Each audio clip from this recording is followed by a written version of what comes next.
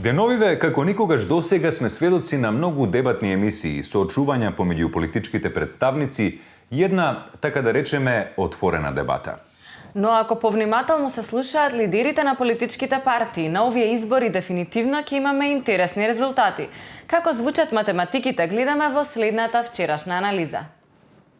Невозможно е да си математичар без да бидиш поет во душата, ќе речи познатата руска математичарка Софија Ковалевскаја, според што Македонија е лулка на математиката и поезијата. 200, 813, 30, 240, 370, 150, 5 пратеника, 30, 123. Оваа математика е добра. Или сума сумарум, еве како изгледат прогнозите за освоени пратеници на политичките лидери.